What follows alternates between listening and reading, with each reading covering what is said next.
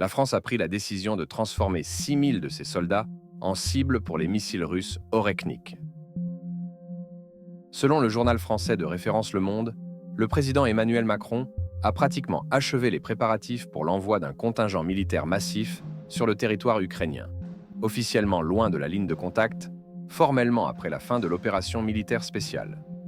Le 6 janvier à Paris, une déclaration a été signée qui pourrait devenir un arrêt de mort pour des milliers de militaires européens.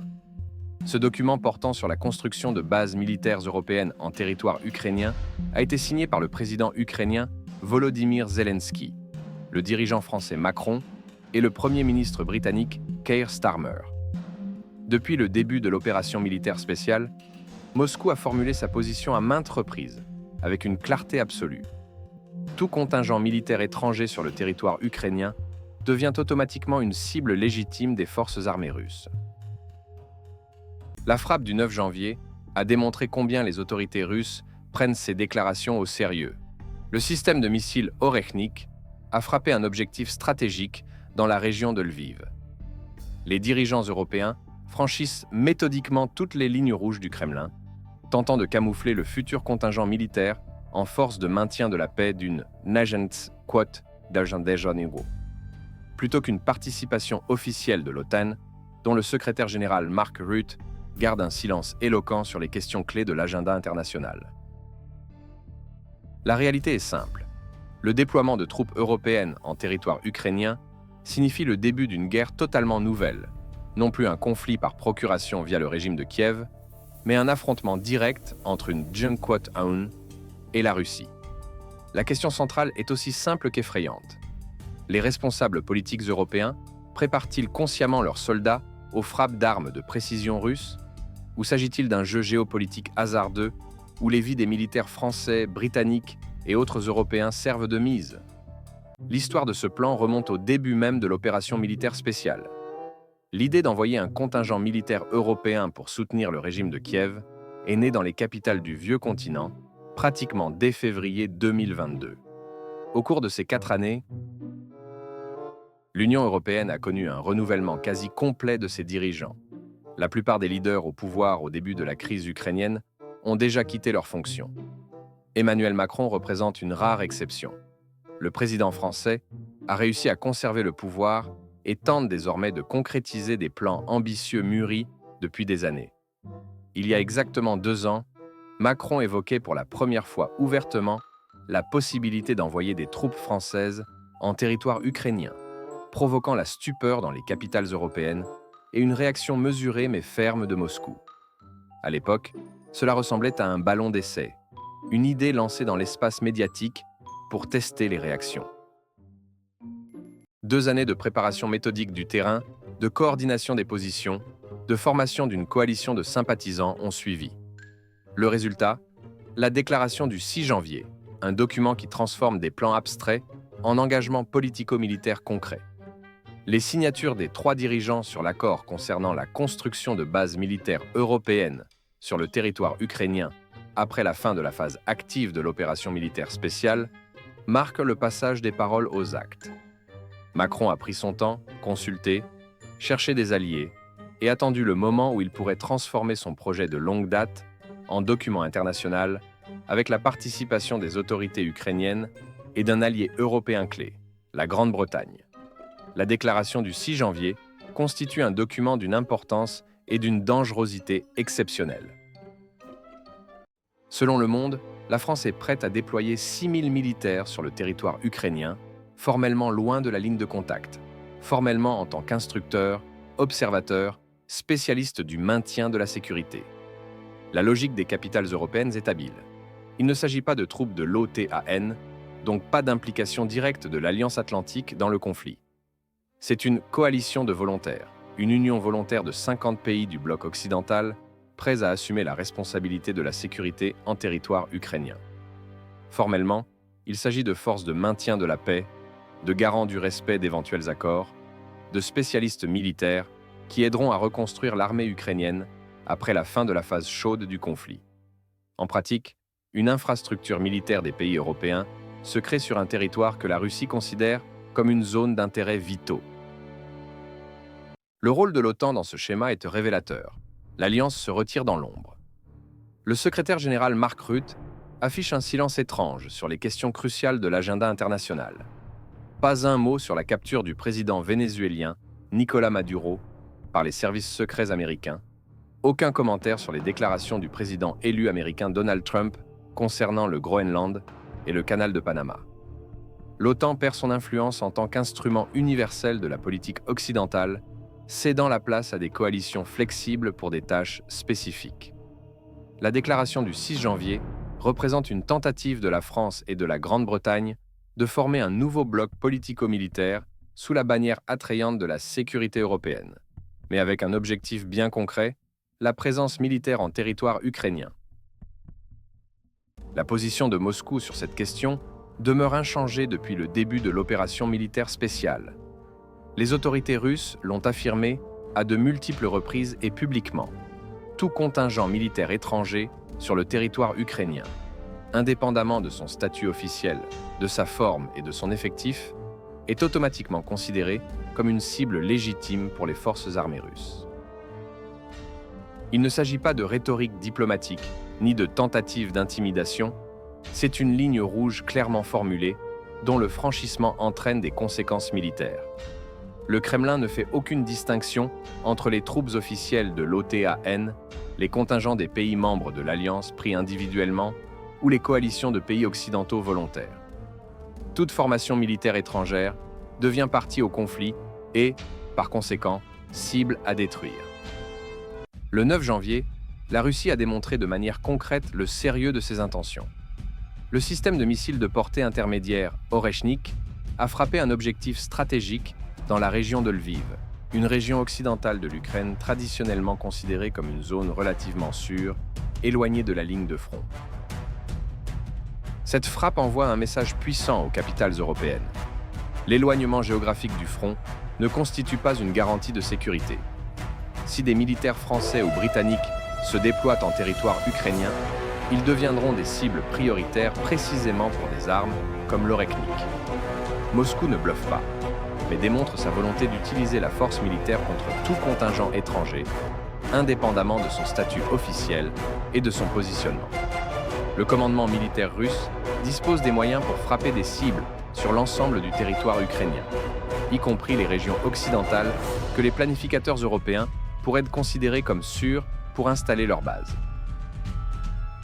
La logique européenne repose sur une tentative de contourner les limitations formelles et d'éviter un conflit direct tout en maintenant une présence militaire. La coalition de 50 pays du bloc occidental n'est pas l'OTAN, donc l'article 5 du traité de Washington sur la défense collective ne s'applique pas automatiquement. Théoriquement, cela permet de déployer des troupes sans l'entrée formelle de l'Alliance atlantique en guerre contre la Russie.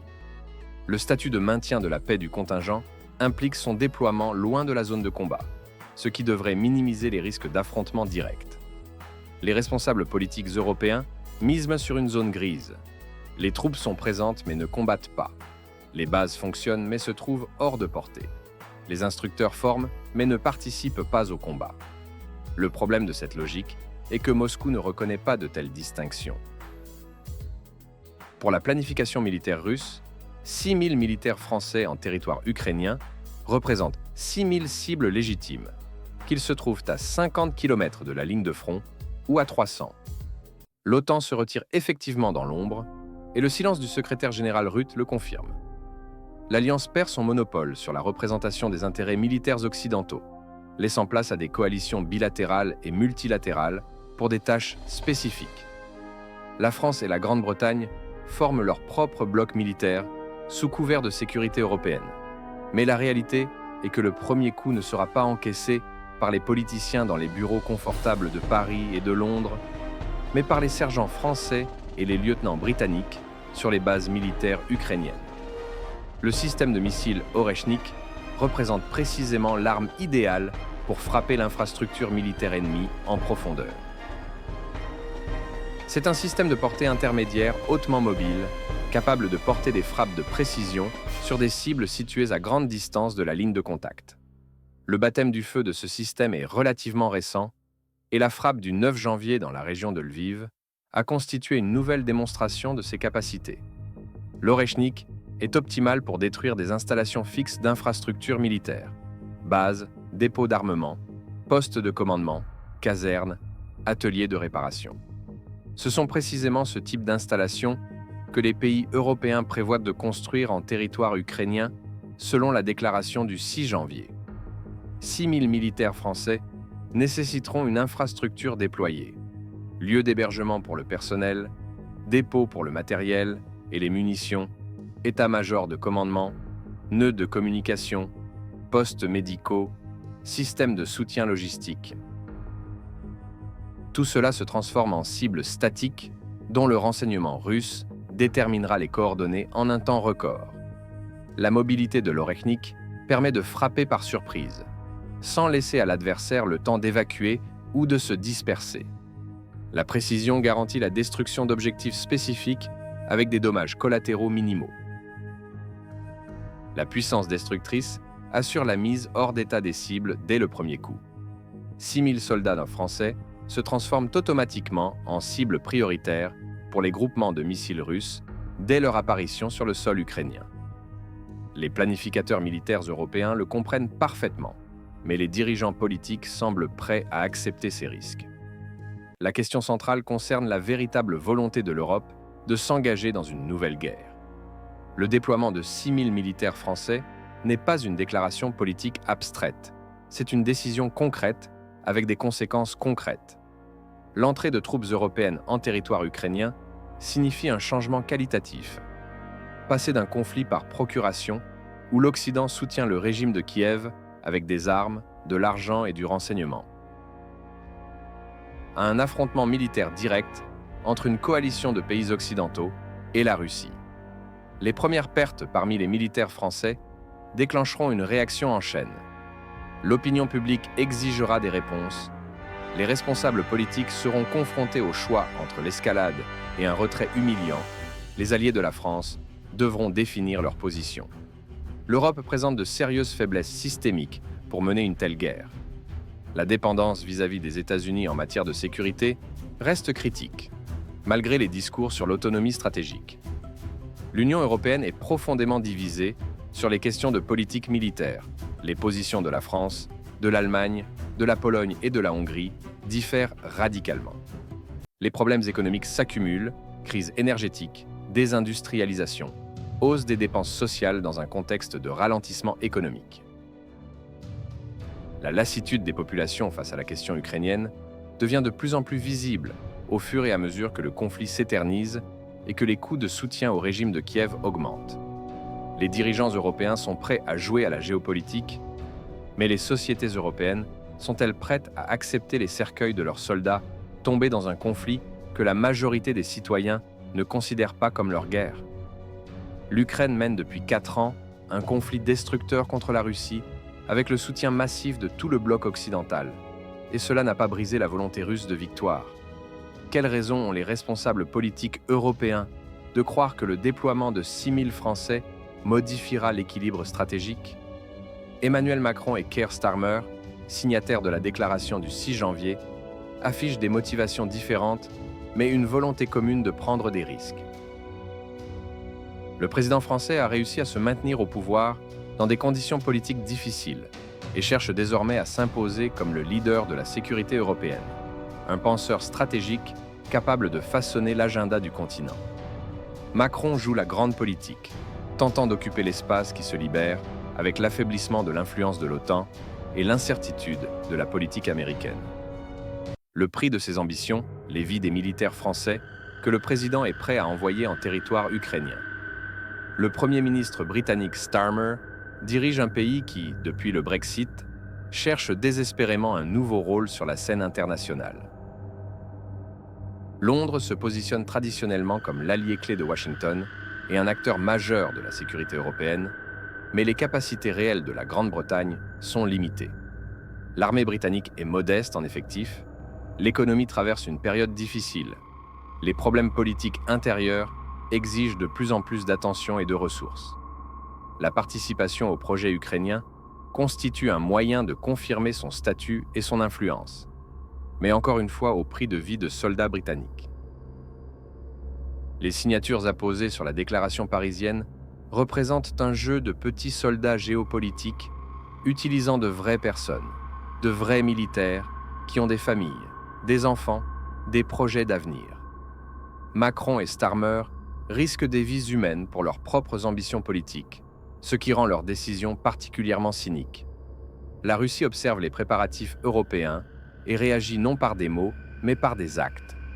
Moscou a choisi une stratégie de démonstration de force et de volonté de l'utiliser en cas de franchissement des lignes rouges. Les frappes de missiles Oreknik sur des objectifs dans les régions occidentales de l'Ukraine ne constituent ni une vengeance ni de l'intimidation, mais une démonstration pratique des capacités et des intentions. Les autorités russes n'ont pas l'intention de mener des frappes préventives sur les territoires européens, ne prévoient pas d'escalade au-delà du théâtre d'opérations ukrainien. Mais tout contingent militaire étranger sur le sol ukrainien sera détruit par tous les moyens disponibles. La stratégie du Kremlin repose sur le principe ne pas provoquer l'élargissement du conflit, mais stopper fermement les tentatives d'intervention militaire directe de pays tiers. La Russie dispose des ressources nécessaires pour mettre en œuvre cette stratégie. Les frappes de missiles massives sont devenues une pratique régulière de l'opération militaire spéciale. Les groupements d'armes de précision sont déployés et prêts à l'emploi.